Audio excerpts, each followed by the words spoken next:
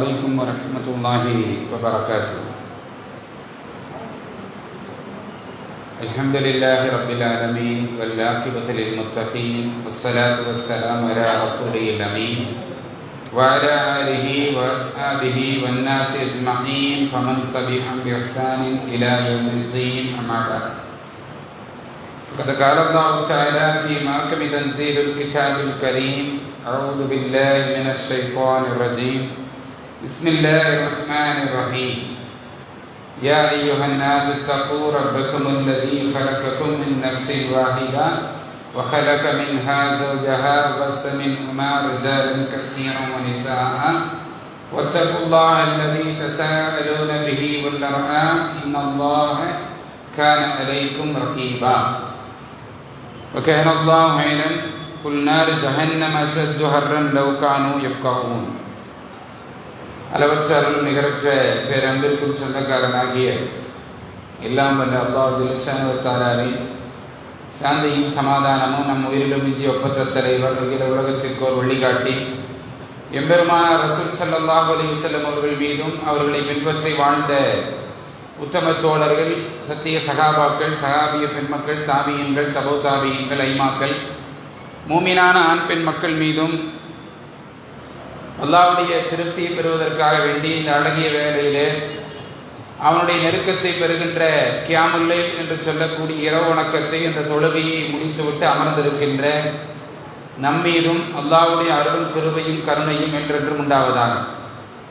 அன்பிற்குரிய சகோதர சகோதரிகளே, இன்றைய இந்த சிறிய அமர்வில் நாம் ஒரு செய்தியை பார்க்கவிருக்கிறோம். என்னவென்று சொன்னால், நரகத்தில் சேர்த்து விடுகின்ற சில தீய குணங்கள் என்று அல்லாஹ்வுடைய தூதர் பட்டியலிட்டிருக்கிறார்கள். அந்த தீய குணங்கள் நம்மிடத்திலே இருந்தால் அது ஆகப்பெரிய நஷ்டம் என்பதை நபி ஸல்லல்லாஹு அலைஹி வஸல்லம் அவர்கள் பல நேரங்களிலே ஞாபகம் ஊட்டியிருக்கிறார்கள். மனித வாழ்க்கையிலே அனைத்து பகுதிகளிலும், வாழ்விலிருந்து மரணிக்கின்ற காலம் வரை அனைத்து பகுதிகளிலும் ஒரு மூமின் என்று சொல்லக்கூடியவன் சிறந்து விளங்குகின்ற ஹைரான வாழ்க்கையை வாழ வேண்டும் என்று அல்லாஹ்வும் அல்லாஹ்வுடைய தூதரும் நமக்கு கட்டளைகளை, வழிகாட்டுதல்களை வழங்கி இருக்கிறார்கள். அப்படி என்றால் ரசூல் ஸல்லல்லாஹு அலைஹி வஸல்லம் அவர்கள் இறைவனுடைய நெருக்கத்தை பெற்றுத் தருகிற இந்த வணக்கத்தை செய்கிற அதே நேரத்தில் நாளை மறுமையில் அல்லாஹ்வுடைய சன்னிதானத்தில் இறைவனுடைய கோபத்தை விட்டு தூரமாக்கி விடுகின்ற சில குணங்களை, அடிப்படை விதிகளை நமக்கு கற்றுத்தருகிறார்கள் என்று சொன்னால், ஒரு இறை நம்பிக்கையாளன் தம்முடைய வாழ்க்கையிலே அவனுடைய ஒட்டுமொத்த வாழ்க்கையும் கேள்விக்குறியாக்குகின்ற, இறை கோபத்தை பெற்றுத் தருகின்ற, நரகத்தை பரிசாக்குகின்ற செயல்பாடுகள் குறித்து இஸ்லாம் எச்சரிக்கிறது.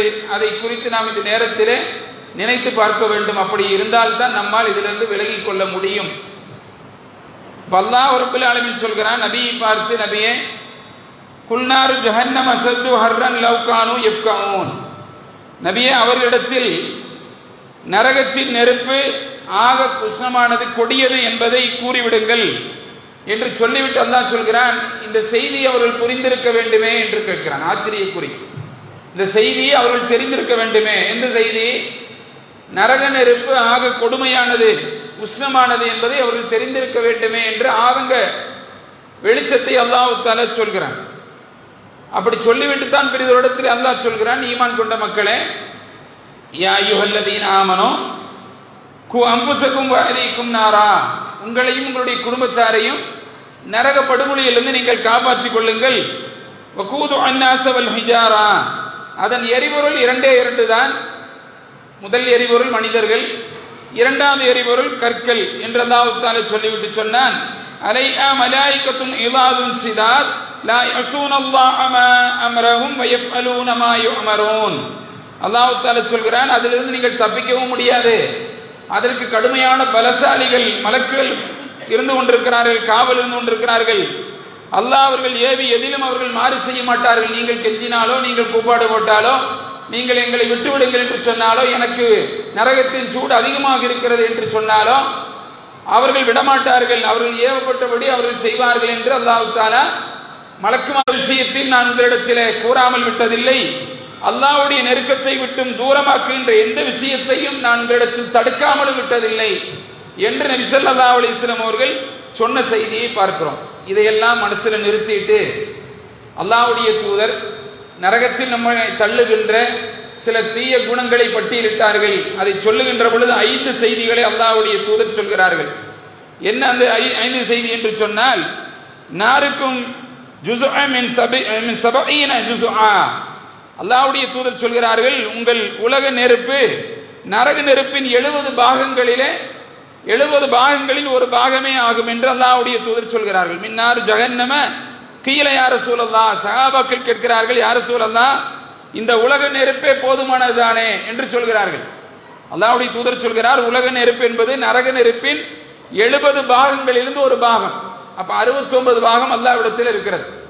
70ல் ஒரு பாக நெருப்பை தான் நாம் பயன்படுத்தி கொண்டிருக்கிறோம். அந்த நெருப்பு தான் இத்தனை வேலை செய்கிறது. அந்த நெருப்பு தான் உலகத்துடைய காற்று தீயாக மாறி பல இடங்களை அழிக்கிறது.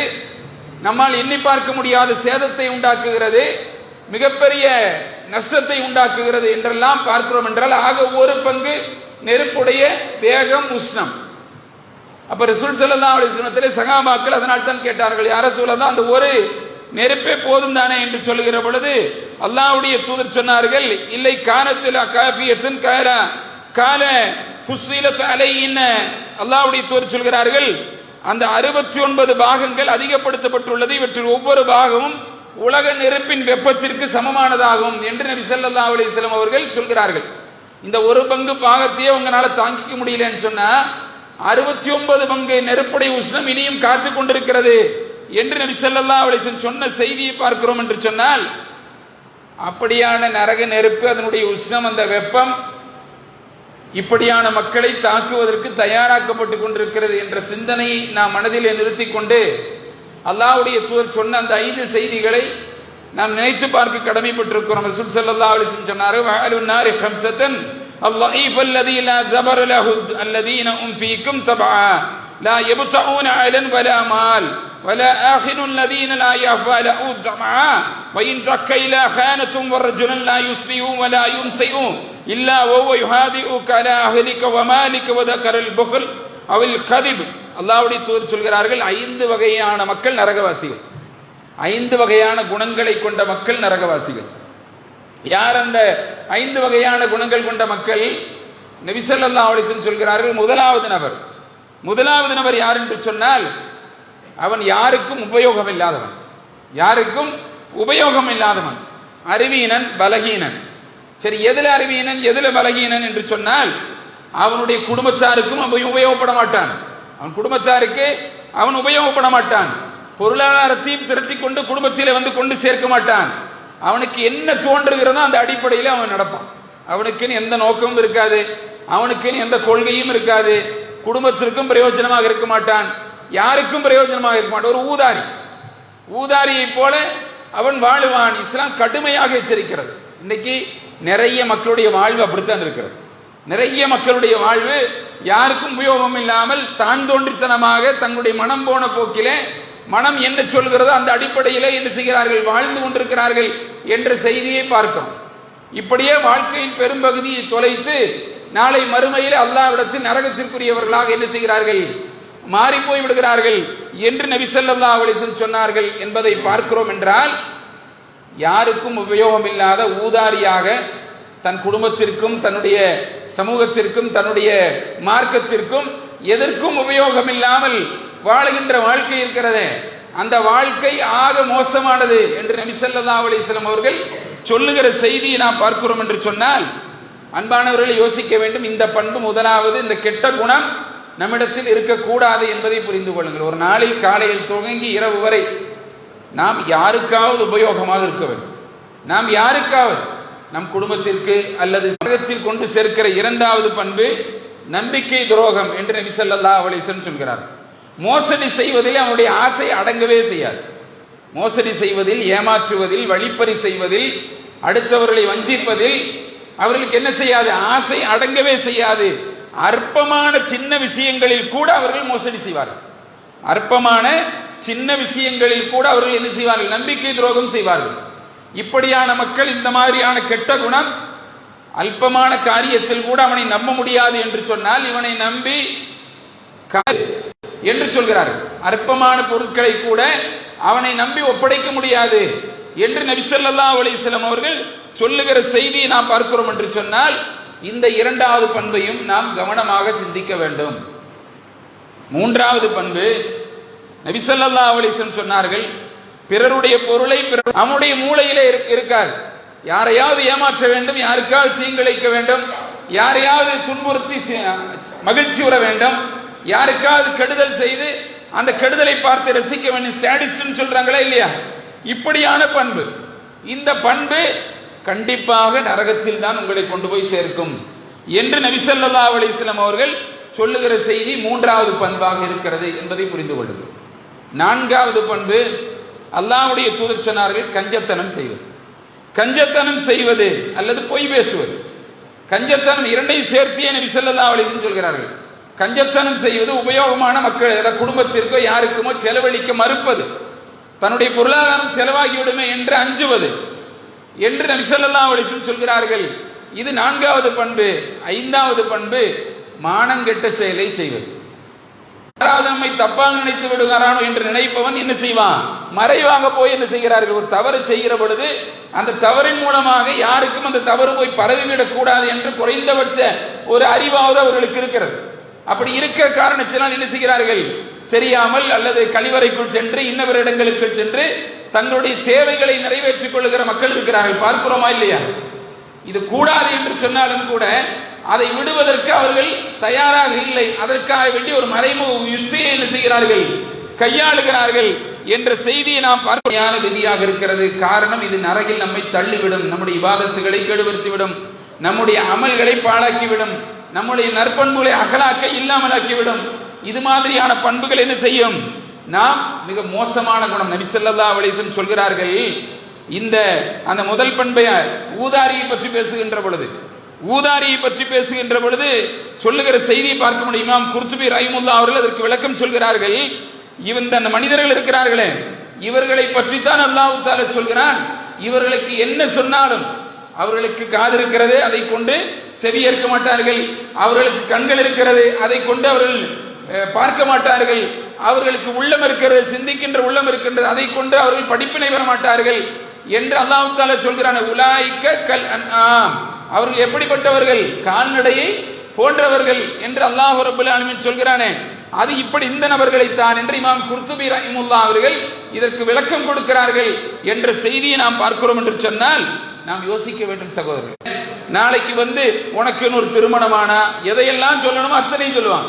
உங்களுக்கு உனக்கு ஒரு திருமணமானா, உனக்கு ஒரு குடும்பம் வந்தா, உன்னை சுத்தி இருக்கிற தாயினரின் நிலையை நீ நினைச்சு பார்த்தியா, அவர்கள் நல்லா வாழணுமே, நீதான அவர்களை காப்பாற்றணும், எவ்வளவோ செய்திகள் சொல்லப்படும். அவன் என்ன செய்வான், காதுல குழாய் வச்ச மாதிரி இந்த காதுல வாங்கி இந்த காதுல விடக்கூடிய நபர்களாக இருப்பார்கள் என்ற செய்தியை பார்க்கிறோம். மனோ இச்சையை மட்டுமே அடிப்படையாக கொண்டு வாழக்கூடிய மக்கள் என்று சொன்னால், சுருக்கமாக சொன்னால், இவர்கள் தங்களுடைய உலக வாழ்க்கைக்கும் பாடுபடாமல் மறுமை வாழ்க்கைக்கும் பாடுபடாமல் ஊதாரிகளாகவே வாழ்ந்து விடுகிறார்கள் என்று சொன்னால், அன்பானவர்களே, எந்த கட்டத்திலும் இப்படியான சூழல் நமக்கு அமைந்து விடவே கூடாது.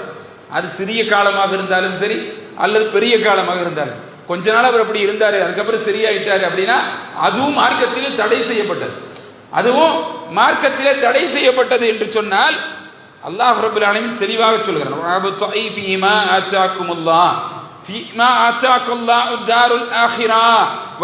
அர்த்தம் வருதா இல்லையா? அப்படி அவர்கள் நினைத்தால் அல்லாஹ் அதற்கு பதில் சொல்கிறான். உங்களை சரியாக நடக்க சொல்வது, உங்களை நல்ல பண்புகளோடு வாழச் சொல்வது, நரகத்தில் இருந்து தூரமாக்கிக் கொள்ளுங்கள் என்று உங்களை நாம் சொல்லுவது, இந்த பூமியை புறக்கணித்து விட்டு ஓட்டாண்டியாக பயணிக்க வேண்டும் என்பது அல்ல. அப்படி அல்ல.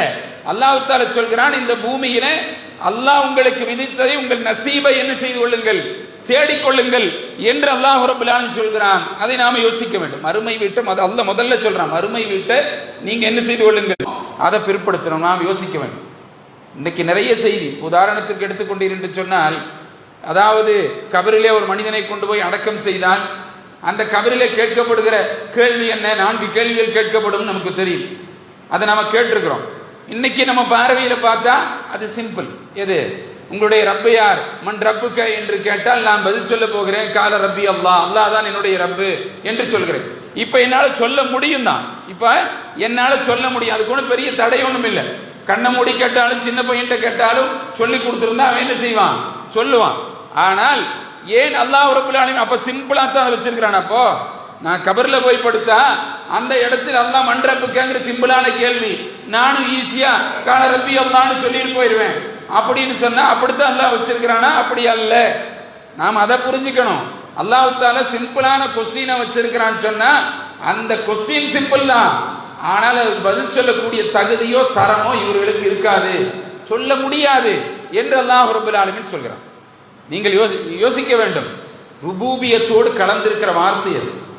ரப்பு என்று சொல்கிற வார்த்தை எதோடு கலந்திருக்கிற வார்த்தை? ருபூபியத்தோடு கலந்திருக்கிற வார்த்தை. ருபூபியத் என்று சொன்னால் நாம் என்ன, எல்லா விஷயத்திலும் அல்லாஹுவை முற்படுத்துவது, எல்லா விஷயத்திலும் அல்லாஹுவை முற்படுத்துவது.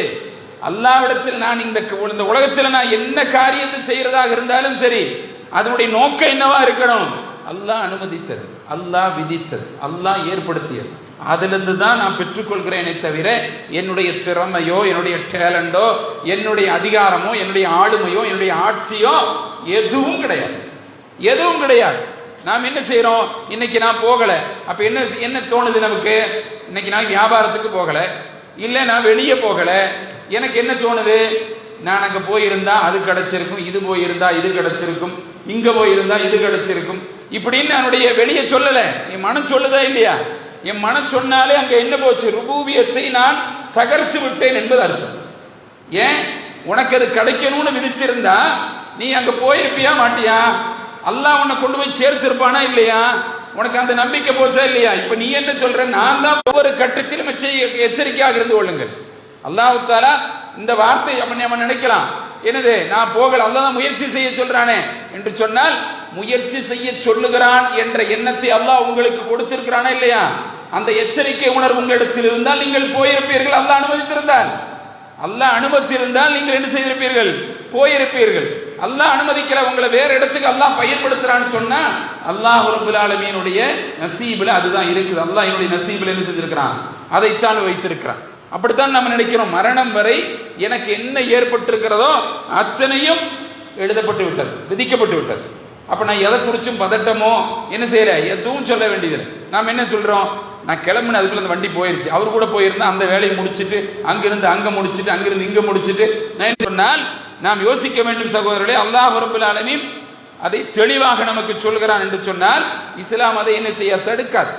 இஸ்லாம் என்ன செய்ய? இந்த உலகத்திலே நம்முடைய தேவையை, நம்முடைய மகிழ்ச்சியை, நமக்கு உண்டான வாழ்வாதாரங்களை, நம் குடும்பத்திற்கு உண்டான வாழ்வாதாரங்களை தேடுவதை எல்லாம் என்ன செய்யாது? தடுக்காது என்று சொன்னால் நாம் யோசிக்க வேண்டும். இன்னி அக்ரவன் ரஜுல் இப்னு மஸ்ஊத் ரலியல்லாஹு சொல்கிறார்கள், நாம் தன்னுடைய மறுமை உமர் ரலியல்லாஹு கேட்கிறார்கள், நீங்கள் யார் என்று கேட்கிறார்கள். அப்படி கேட்கின்ற பொழுது அந்த மக்கள் சொல்கிறார்கள், நாங்கள் அல்லாஹ்வின் மீது தவக்கல் வைத்து, அல்லாஹ்வின் மீது தவக்கல் வைத்து நாங்கள் இங்கே அமர்ந்து கொண்டிருக்கிறோம். இன்னமா யர்சுகுல்லாஹு அன்-நாஸ பஅதுஹும் மின் பஅதின் அம் சமீஅத்தும் கௌலல்லாஹு தஆலா ஃபைதா கதைத்து ஸலாத்த ஃபந்தஷிரு ஃபில் அர்தி வபதஹு மின் ஃபضலில்லாஹ். அதாவது அவர்கள் சொல்கிறார்கள், நாங்கள் அல்லாஹ்வின் மீது தவக்கல் வைத்து நம்பிக்கை வைத்து எங்களுடைய பொறுப்பை அல்லாஹ்விடத்திலே சாட்டியவர்கள் என்று சொல்கிறார்கள். அப்போ உமர் ரலியல்லாஹு அன்ஹு முதல்ல அங்கிருந்து எந்திரிங்க என்ன சொல்றாங்க? உமர் ரலியல்லாஹு அன்ஹு சொல்கிறார்கள், முதல்ல அந்த இடத்திலிருந்து எழுங்கள் என்று சொல்லிவிட்டு சொன்னார்கள், அல்லாஹ்வின் மீது தவக்கல் வைக்கிற நம்பிக்கை வைக்கிற பொறுப்பு சாட்டிய மக்கள் அல்ல நீங்கள், நீங்கள் அதற்குரிய காரியம் உள்ள மக்கள் அல்ல. உழைக்காமல் வருமானத்தை தேடி வெளியே செல்லாமல் உங்களில் எவரும் இருக்கக்கூடாது என்று உமர் ரலியல்லாஹு அன்ஹு சொன்ன, அல்லாஹ்வே எனக்கு உணவை வழங்கு என்று பிரார்த்தனை செய்தால் மட்டும் போதாது, அதற்காக வேண்டி என்ன செய்ய வேண்டும்? நீங்கள் புறப்பட்டு போக வேண்டும். அப்படித்தானே அல்லாஹ் சொல்கிறான், இலா நூதிய லிஸ்ஸலாத்தி யௌமில் ஜும்ஆ ஃபஸ்அவு இலா திக்ரில்லாஹி வதருல் பை. நீங்கள் ஜும்ஆ தொழுது விட்டால், திக்ரை முடித்து விட்டால் நீங்கள் என்ன செய்யுங்கள்? வெளியே சென்று விடுங்கள், பள்ளியில் உங்களுக்கு வேலை இல்லை என்று அல்லாஹ் ரப்பல் ஆலமீன் சொல்கிற வசனம் உனக்கு தெரியாதா என்று உமர் ரலியல்லாஹு அன்ஹு அவர்கள் அந்த மனிதர்களை பார்த்து கேட்டார்கள் என்ற செய்தியை பார்க்கிறோம். சும்மா கேட்கல, கையில் ஒரு சாட்டை எடுத்தார்கள் என்ற செய்தி வரலாற்றிலே ஒன்று என்று சொன்னால் நாம் யோசிக்க வேண்டும். இப்படியான மக்களையும் இஸ்லாம் என்ன செய்யாது? ஏற்றுக்கொள்ளாது என்ற செய்தியை பார்க்கிறோம்.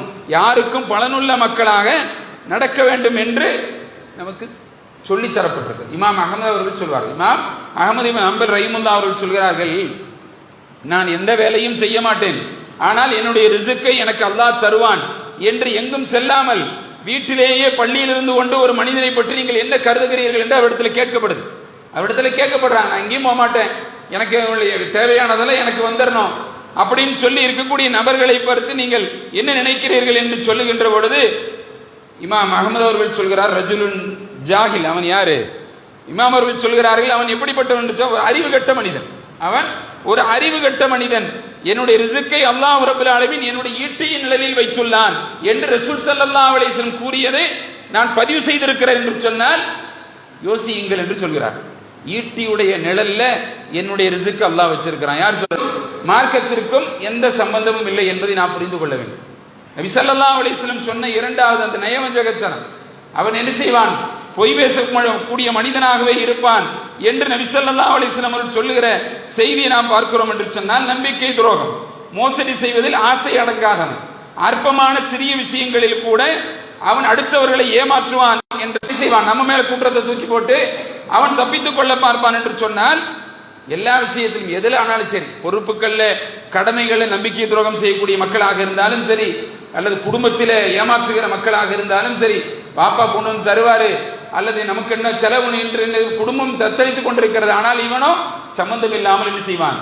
வாழ்ந்து கொண்டிருப்பான் என்ற செய்தியை நபி ஸல்லல்லாஹு அலைஹி வஸல்லம் சொன்னார்கள் என்று சொன்னால், மாமின் ஹப்தி அல்லாஹ் தஆலா அவர்களுக்கு சொர்க்கத்தை தடை செய்து விட்டான் என்று சொல்லுகிற செய்தி நமக்கு எச்சரிக்கையாகவே இருக்க வேண்டும். ஒரு பொறுப்பு வழங்கி, குடும்பத்துடைய பொறுப்பாக இருந்தாலும் சரி, அல்லது மார்க்கத்திலே ஜமாத்துடைய பொறுப்பாக இருந்தாலும் சரி, அல்லது சமூகத்தில் ஏதாவது எனக்கு கிடைத்திருக்கிற பொறுப்பாக இருந்தாலும் சரி, அல்லது யாராவது என்னிடத்திலே பொறுப்பு சாட்டி விட்டு போயிருந்தாலும் சரி, எல்லா விஷயத்திலும் அந்த விஷயத்தில் சரியாக நடந்து கொள்ள வேண்டும். அதை நடந்து கொள்ளாமல் மரணித்தால் அவருக்கு சுவனம் தடை செய்யப்படும்.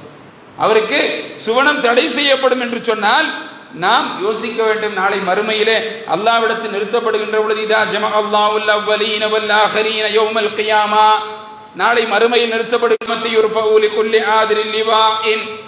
அவர்களிடத்தில் கொடி கொடுக்கப்படும். அவர்கள் கொடியை உயர்த்துவார்கள். யாரெல்லாம் எந்த அளவிற்கு மோசடி செய்தார்களோ அந்த அளவிற்கு அவருடைய கொடி உயர்ந்து காணப்படும். எவருடைய கொடி ஒருவரை ஒருவர் மிஞ்சுகின்ற அடிப்படையில் என்ன செய்யும்? அந்த கொடி பறந்து கொண்டிருக்கும் என்று நபி ஸல்லல்லாஹு அலைஹி வஸல்லம், இது அனைத்தும் அவர்கள் செய்த மோசடி என்று நம்பிக்கை துரோகம் என்பதை அல்லாஹ்வுடைய தூதர் சொல்லுகிற செய்தியை நாம் பார்க்கிறோம் என்று சொன்னால் நாம் யோசிக்க வேண்டும் என்று கூறியவர். நம்பிக்கை துரோகம் என்பது சிறு விஷயத்திலும் இருக்கக்கூடாது, பெரு விஷயத்தில் இருக்கவே கூடாது. சிறு விஷயத்தில் நீங்கள் இதை பழகினீர்கள் என்று சொன்னால் அது என்ன செய்யும்? சிறிய சிறிதாக கடந்து உங்களை கொண்டு போய் பெரிய பெரும்பாவங்களில் இந்த துரோகம் இழைக்கக்கூடிய நிலைக்கு கொண்டு வந்து என்ன செய்யும்? நிறுத்தும் என்கிற செய்தியை நாம் பார்க்க முடியும்.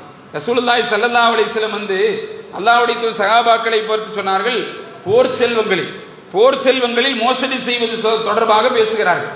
அப்படி பேசுகின்ற பொழுது அது கடுமையான குற்றம் என்றும் அது ஆக மிக மோசமானது என்றும் அல்லாஹ்வுடைய தூதர் சொல்கிறார்கள். மறுமை நாளில் தன்னுடைய கழுத்தில் கத்திக் கொண்டிருக்கின்ற ஒட்டகத்தை சுமந்து கொண்டு வந்து ஒருவன் நிற்பான், அல்லாஹ்வுடைய தூதரே என்னை காப்பாற்றுங்கள் என்று அலறுவான் என்று நபி ஸல்லல்லாஹு அலைஹி வஸல்லம் சொன்னார். அப்படி உங்களில் எவரையும் நான் காண வேண்டாம் என்று சொன்னார். அப்படி உங்களில் எவரையும் நான் காண வேண்டாம். ஒரு கற்பனை நம்ம பண்ணி பார்க்கணுமா இல்லையா? ஒட்டகத்தை கழுத்துல தூக்கி சுமக்கிறதுனா இது நடக்குமா? அதனுடைய சூழல் என்ன, என்னுடைய நிலைமை என்னவாக இருக்கும் என்பதை யோசித்து பாருங்க. அல்லாஹ் நம்மை பாதுகாக்க வேண்டும். நஹூது பில்லாஹி மின்னா. அல்லாஹ்வுடைய தூதர் சொன்னார், அப்படி சுமந்து கொண்டு வருகிற நிலை உங்களுக்கு வர வேண்டாம், அதை நான் காண வேண்டாம். அப்போது நான் உங்களுக்கு அல்லாஹ்விடமிருந்து எந்த உதவியும் என்னால் பெற்றுத்தர முடியாது. நான் சொல்ல வேண்டியதை உங்களிடத்தில் உலகத்திலேயே சொல்லிவிட்டேன் என்று நபி ஸல்லல்லாஹு அலைஹி வஸல்லம் அவர்கள் சொல்லுகிற செய்தியை பார்க்கணும். இதே போன்றுதான் கழுத்திலே குதிரையை சுமந்தவனா ஒருத்தர் வருவான், என்னை காப்பாற்றும் என்று அவர் போயிட்டு திரும்பி வந்தாரு. வந்தபொழுது நபி ஸல்லல்லாஹு அலைஹி வஸல்லம் எல்லாத்தையும் கொண்டு வந்து கொடுத்துட்டு ஒரு பாகத்தை எடுத்து கையில வச்சார். கையில வச்சு சொன்னார், யார சொல்லதா, இது எனக்கு தந்தாங்க, இது ஜக்காத்து பொருள் இல்லை, இது எனக்கு தந்தாங்க, எனக்கு ஜக்காத்தா கொடுத்தாங்க என்று அந்த இப்னு நுத்பியா சொல்கிறார். அப்படி வந்தா தான் அன்பளிப்பு இல்லையா? அன்பளிப்புங்கிறது எப்படி வரும்? உங்களை தேடித்தான் வரும். நாம போன இடத்துல அன்பளிப்பு தருவான். நம்ம போன நோக்கம் வேற, நாம வேற பணிக்கு போறோம். அப்ப அதுக்கு பேர் கையூட்டு, லஞ்சம். அதுக்கு பேர் அப்படி கொடுக்கப்பட்ட அதுக்கு பேர் என்னது? கையூட்டு. நான் வீட்டில் இருக்கிற என்ன பார்க்க வர்றாங்க, அவர் எனக்கு பிரசன்ட் பண்றாருன்னா அது என்னது? அது அன்பளிப்பு. நபி ஸல்லல்லாஹு அலைஹி வஸல்லம் அளவுக்கு அல்லாஹ்விடத்தில் கையை ஏந்தி பிரார்த்தித்து விட்டு சொன்னார்கள், அல்லாஹ்வே இவர்களுக்கு நான் முறையாக எடுத்துரைத்து விட்டேனா என்று அந்த சஹாபாக்களை பார்த்து கேட்டார்கள் என்ற செய்தி முஸ்லிம் கித்தாபிலே பார்க்கிறோம் என்று சொன்னால், நம்பிக்கை மோசடி, நம்பிக்கை துரோகம் அற்ப பொருள்கள் கூட ஏமாற்றுவது, வஞ்சகம் செய்வது, எடுத்துக்கொண்டு இல்லை நான் எடுக்கவில்லை என்று சொல்வது, அந்த திருட்டு வேலை இருக்கிறது. இது மாதிரியான மோசமான குணங்கள் என்ன செய்யக்கூடாது, அல்லாஹ்வை நம்புகிற மக்களிடத்தில் இருக்கவே கூடாது என்பதை புரிந்து கொள்ள கடமைப்பட்டிருக்கிறோம். அல்லாஹ் தஆலா அதிலிருந்து நம்மை, சைத்தான் என்ன குதிச்சாலும் அங்கிருந்து தப்பித்து போவதற்கு என்ன செய்வான், வழிகளை தேடிக்கொண்டே இருப்பான். ஃபாஜிரோ பாவியோ அவன் என்ன செய்வான், ஏமாற்றுவதையே தொழிலாக கொண்டிருப்பான். மாத்திரமல்ல, அவனுடைய எண்ணங்கள் எல்லாம் கீழ்த்தரமாகவே இருக்கும். அவன் தான் என்ன செய்வான், பேசினால் பொய்யே பேசுவான், வாக்களித்தால் மாறு செய்வான், நம்பினால் மோசடி செய்வான். இப்படியான குணங்கள் யார்கிட்ட இருக்கும், கீழ்த்தரமான நபர்களிடத்தில் தான் இருக்கும் என்பதை நபி ஸல்லல்லாஹு அலைஹி வஸல்லம் அவர்கள் குறிப்பிட்டார்கள் என்பதை புரிந்து கொள்ளுங்கள். எவர் ஒரு இறை நம்பிக்கையாளர்களுக்கு தீமை செய்கிறாரோ, ஒரு நம்பிக்கையாளருக்கு, ஒரு மூமினுக்கு எவர் தீமை செய்கிறாரோ அல்லது இறை